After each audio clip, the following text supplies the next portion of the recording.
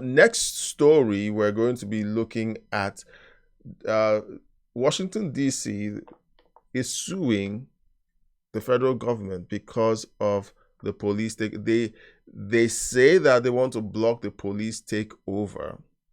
But let's see what the issue really is. The AG, Pam Bondi, stripping power away from the D.C. police chief, putting the DEA in charge for now. Also, she's ordering full police cooperation with federal immigration authorities. D.C.'s AG is now suing to stop the federal takeover of the D.C. Police Department, calling that move against the law. Let's get a report now from our justice correspondent, David Spun. He's live in Washington. Good morning, David. Dana, Bill, good morning to you both on this Friday morning. A full-on power struggle here in the nation's capital. The D.C. government announced this lawsuit about an hour ago on the docket, suing the federal government, asking a district court judge to block the federal takeover. Expect this to quickly rise up the judicial ladder. But remember, D.C. is unique in that it's not a state. The lawsuit comes hours after the Attorney General announced, effective immediately, D.C. is no longer a sanctuary city, and the head of... That's why. That is why they sued. They didn't sue when American citizens who are criminals are being arrested. They didn't sue when homeless people were being removed from the streets. But they did sue when their sanctuary city status was being threatened, which would allow them to bring in criminal illegal immigrants to bloat their census numbers. Hey there, quick pause to share something exciting. You may not know this, but I went from struggling with a stutter to building a YouTube channel with millions of views, over 10,500 subscribers, and counting. Do you want to create your own content but are unsure how to start? Watch my content creation playlist. It shows up at the end of this video. You won't find it anywhere else. I'll share my tools, tips, and strategies to help you grow with lessons from beginner to advanced. Also, subscribe, like, and share to show your support for the channel. Now, back to the video. I don't think it's a conspiracy theory. I don't think so. Because the mayor was very cordial. She was very nice, happy to cooperate with the Trump administration. And it was celebrated that you hardly see this happening. But suddenly, you touch their sanctuary city status and they go nuts. It is weird. Let me know what you think in the chat, because I think for me, that's what's going on. Of the Drug Enforcement Administration is the new interim police commissioner. We've made 156 arrests, 27 firearms have been seized, child pornographic material has been seized, over 200 fentanyl pills taken off the street, a homicide suspect with a firearm, and we are going to protect D.C. and make it safe again. And this is just in how many days? It's about, call it 5 days. This all started around Monday, I think. So Monday to today, 4 days. In 4 days, they've already done all of this. It's impressive. It's interesting. And we're going to see that all the claims that that crime has been on the decline, we heard them saying that. We heard the Democrats saying that in one of my, in the previous live stream that I did. But the problem is that was all a lie. I'm going to show you something that I found out today. Now, this is a picture of the new interim commissioner, Terry Cole, yesterday at D.C. Police headquarters, the building where he has an office right now and is working with D.C. Police Chief Pamela Smith and other senior staff. Now, as for Mayor Muriel Bowser, she says she was not given a heads up by the administration before President Trump federalized the police force on Monday, but she says she is and legally has to work with the administration because of the way D.C. is set up. As I said, it's not a state. Now, hours after Bondi said Terry Cole is in charge, Bowser pushed back, writing, "We have followed the law in reference to the U.S. Attorney General's order. There is no statute that conveys the district's personnel authority to a federal official." Now, this well, I will not pretend to understand every facet of U.S. law. I will not. However, I believe I'm a fair speaker of the English language. And when you say something has been federalized, doesn't that mean that the federal government is now responsible for the running of that thing? If you say that the police has been federalized, that means the federal government now runs it. And so they have the right to appoint someone of their choosing to run the police force, at least for the period of the federalization. Now, I don't know why the mayor is getting so worked up, because this is only meant to last for a short period. It's not meant to be extended. And besides that, is she concerned that this will be so successful that she and her team will be rendered redundant because they spent years doing the bare minimum to remove criminals off the streets, and when the federal government steps in to say, okay, it's time for the big boys to come in to show you how it's done, they're losing their minds? I don't know. Just let me know what you think. Highlights the unique situation that Bowser finds herself in, the mayor of a city, but the way things are set up, the U.S. government can pretty much come in and take over, and that's what's happened here. But this will be up to a judge to decide. I will note that sources close to the Attorney General say despite the pushback here and there, she has respect for Mayor Bowser and Chief Smith. They have a good working relationship. We'll see, though, how long all of this continues given this lawsuit.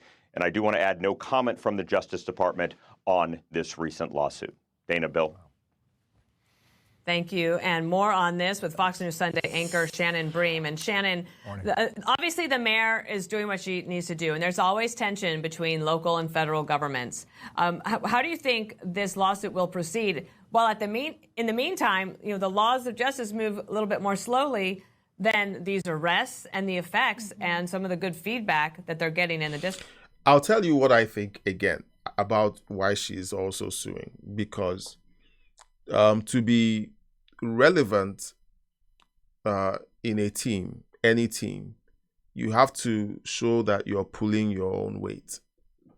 And I think that for her, she can't appear to not be pulling her weight in the anti-Trump resistance movement that the Democrat Party is running.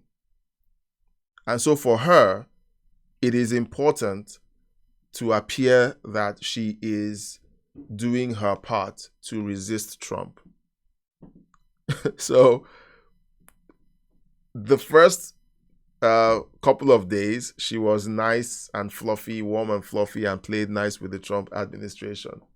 As soon as the statements were released about the sanctuary city status of Washington, D.C. being tampered with, she hunched her back, growled, and began to fight back. So that was her cue to be a good Democrat. I think that's basically what happened. Right. Yeah, Dana and Bill, there had been this appearance of cooperation between the local officials and the feds who were coming to their assistance, as the Fed said, as the White House said. The local police commissioner here in D.C. was saying things like, it's positive for us to have more law enforcement out on the streets. But the breaking point came with that action by Attorney General Bondi last night. So this lawsuit that David was talking about, I think he's right, it'll move very quickly. And it not only says that there were procedurally things that were done wrong, but it gets to the substance, saying that the president just has no power to do what he's doing.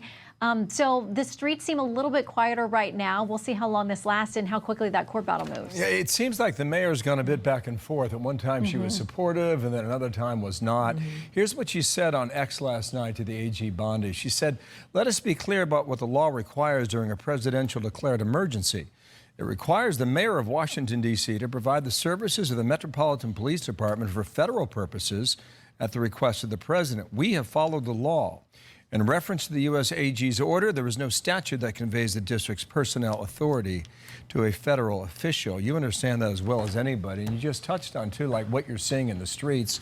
This is an individual whose husband was shot and killed. All right. So what I would say before we hear this, because this is important. But what I'll say is this. While the lawsuits are good, they are good because they will force us to do our research, and it will equally expose what the president can and cannot do from a legal point of view. We saw all the suits concerning the ICE raids and everything else that they tried to get, they tried to use to stop President Trump from conducting the deportations and so on. And we saw how the law was interpreted and published for everyone to see. Of course, left-wing media read their own meanings into those rulings, but we all heard and read what the Supreme Court said, or what the courts said eventually in favor of what the president was doing. Now we're going to be hearing what it looks like, or what it should look like, when the president federalizes the police force in Washington, D.C., so that in the future, when they try to say he can't do it, we can say, look, the courts already ruled on this. It can be done. There are laws on the books, but it's always great to have a lawsuit clarify things. Now, here's someone whose husband was killed. She lives in Washington, D.C. She wears something that looks like a hijab, okay? So she's not like your garden variety Judeo-Christian conservative from the Republican Party. She's someone who has lived in Washington, D.C., and here's her story. When you hear from city leaders and others that crime is actually down, are you seeing that? No, I'm not seeing it. We're seeing carjackings, the violence in the communities. So we were advocating then for the National Guard to come out, but they said there was no need. So you have citizens who were advocating for the National Guard to be released, and those who were running the city said there was no need. The crime is good. We're fine with the way things are. And then her husband gets killed. Think about how many lives could have been saved just having them on the scene. Yeah. You live there, Shannon, you know as well as anybody. Dana used to live there for a number of years. It's broken up essentially into 4 different quadrants. And the Northwest Quadrant is where most people of influence live. Lawmakers, lobbyists, journalists. And when the crime started going to that part of Washington, D.C., it struck me as a point where it needed attention. And now it's getting it. We'll see the results. Go ahead, Shannon. Yeah, and there have been really high-profile cases in recent months and the last couple of years. Remember the K Street shooting, in which a man who was going into his office there, a very well-respected U.S. attorney, what on earth? who was there to pick up his... Hold on. Look at these numbers, okay? 2024 murder rates in capital cities. Washington, D.C. is the highest of any capital city. This is crazy. 27.54%. Followed by Colombia at 15%. Colombia isn't even close. I would expect that Colombia will be worse. I would expect that Mexico would be worse. Mexico is at 10%, 10.6%. Pakistan is at 9.2%. Peru, Lima, 7.6%. Paris, It's at 1.64. As bad as it is, this is insane.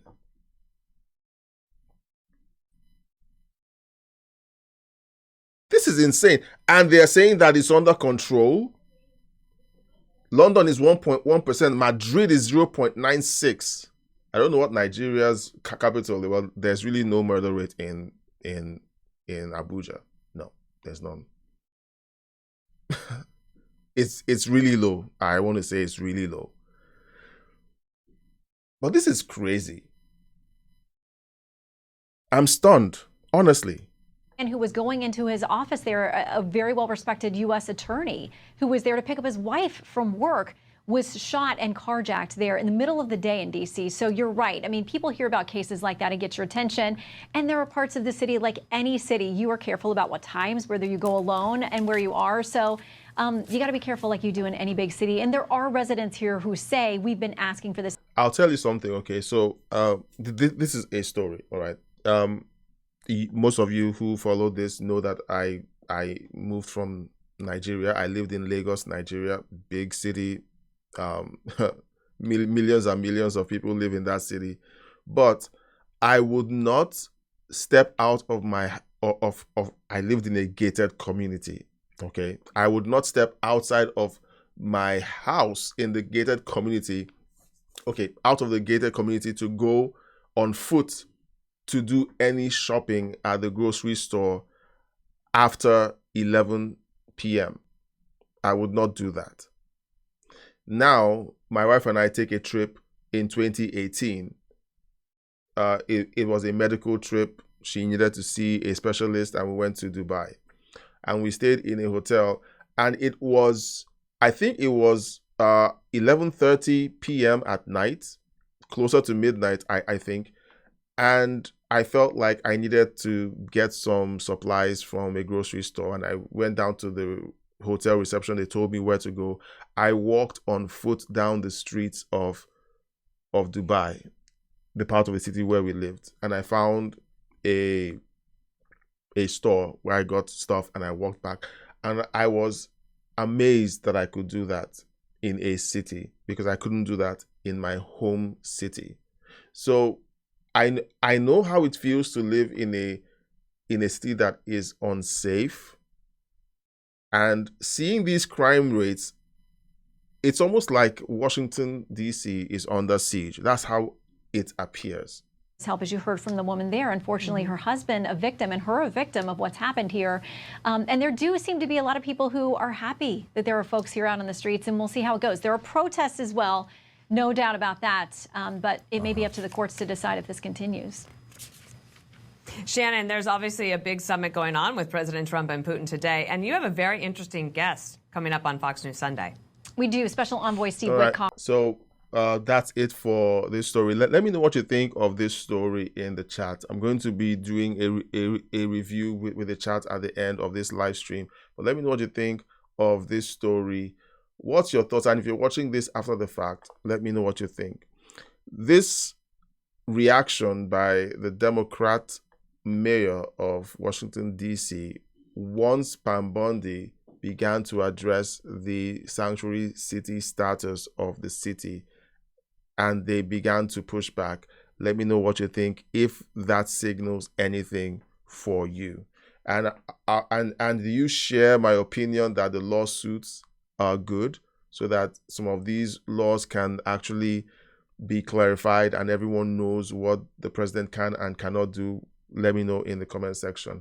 Now, one of the things that I think these lawsuits tend to be used for by the left is they use it as a dog whistle to say, oh, look, there was a lawsuit.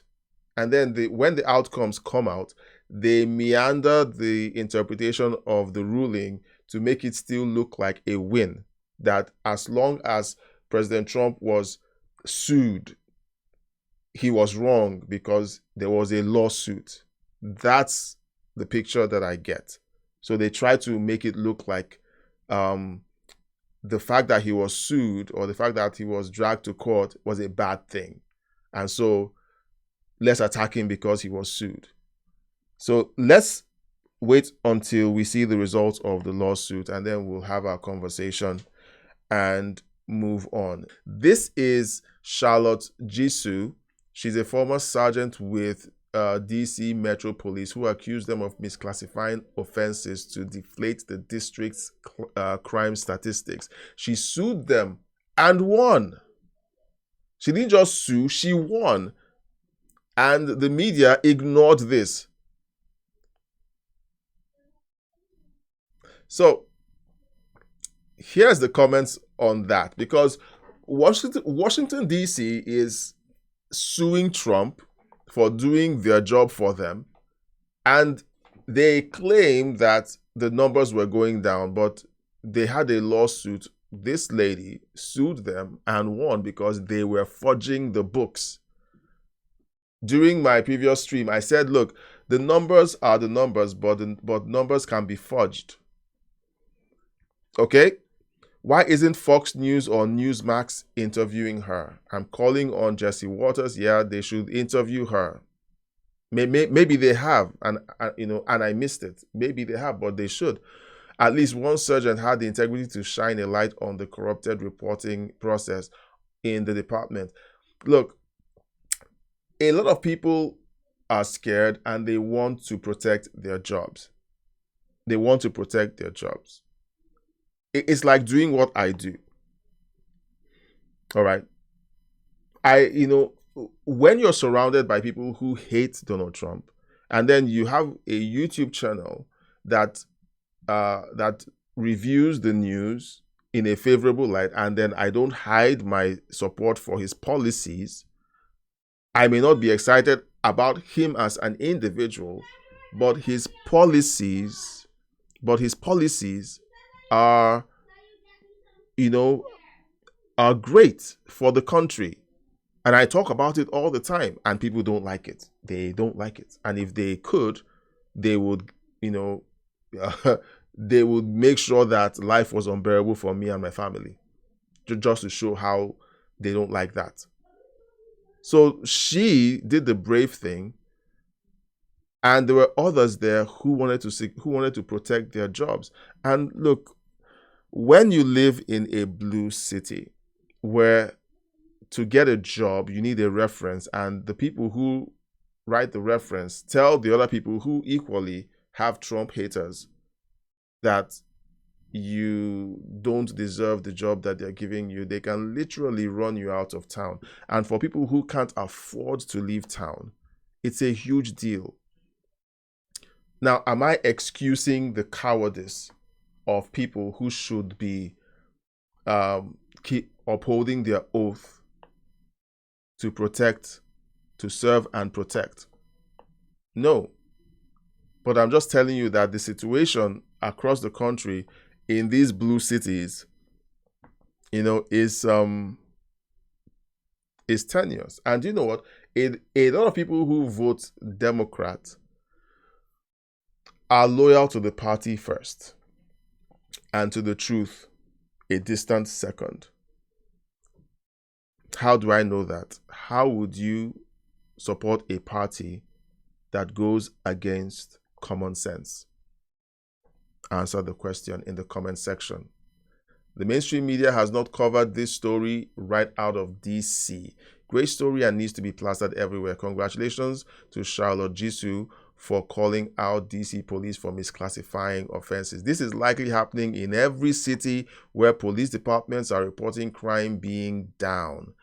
Specifically, more likely to happen in blue states and cities who are willing to lie and manipulate their data to cover up for Democrat failures. Crime isn't down, Democrats are hiding. You see, I just said this and I hadn't read this comment. I said that Democrats are loyal to their party first and to the truth a distant second.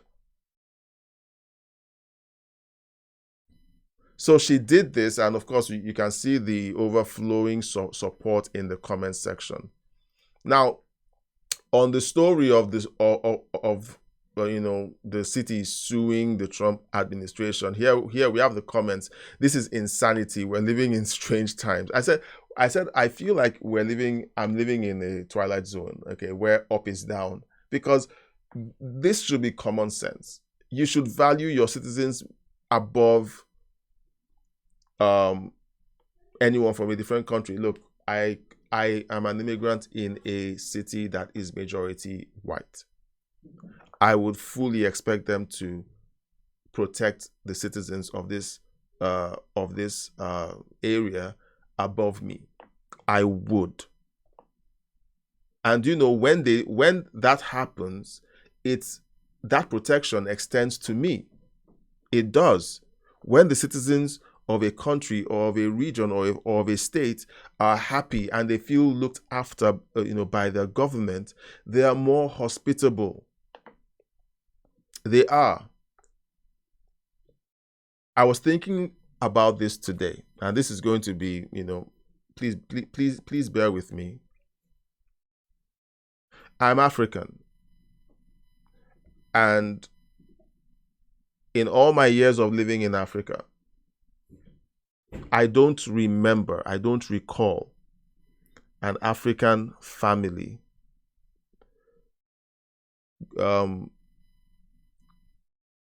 adopting a disabled child. I'm trying to tell you something that is very important here. I don't know if I'll edit this out, but maybe I'll keep it in the videos that I create. One of the things that I noticed, there are two things that I noticed. Because I lived in Africa for so many years. I'm an African. I grew up there.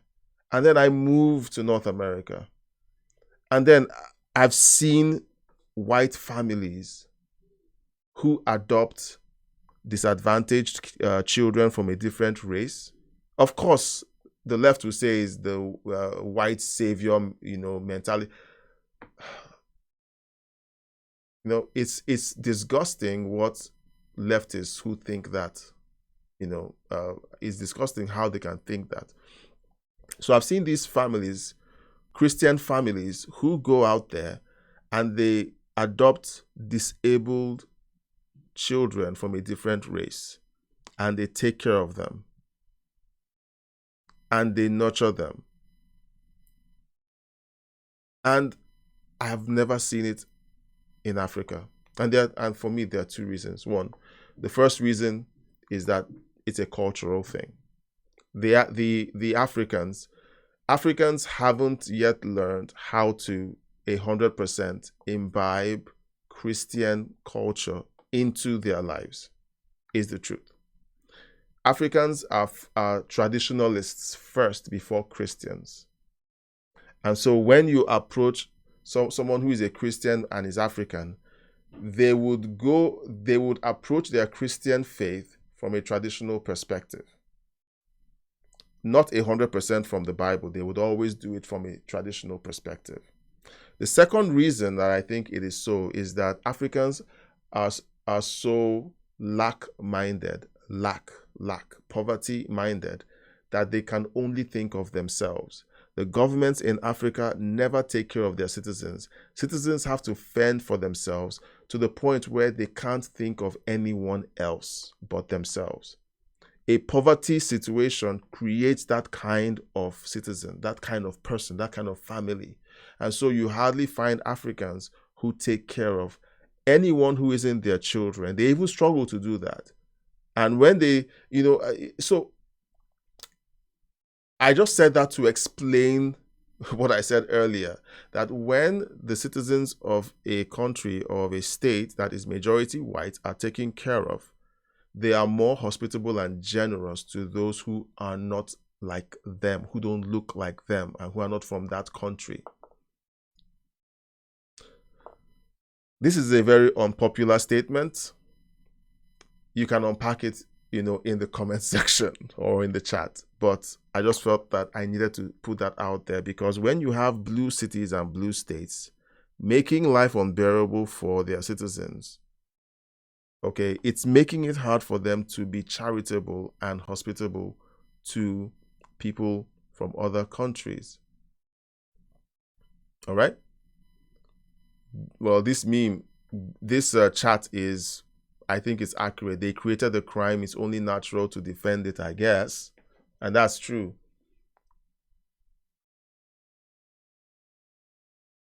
last stream that we did, I said that when I see these kinds of stories, it reminds me of the Soviet Union. The Soviet Union was taken over by the Bolsheviks, and what they did was they released criminals and insane people into the general population. And when crime and instability peaked, they stepped forward to say, we're here to save the day.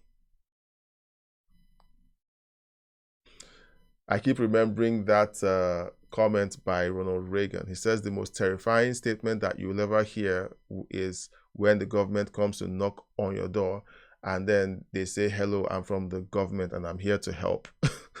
That's the most terrifying thing to hear. And one more comment. So DC says they don't have the money for additional police to fight crime, but they have the money to sue the federal government who is deploying additional police to fight the crime. I'm going to give this comment a like. I will give it a like. I think they're finding out they really had more. Look, you can say anything. You can say anything you want to say about the Trump administration, but you can't deny that everything that they've said has worked out the way they said it would. At least most things.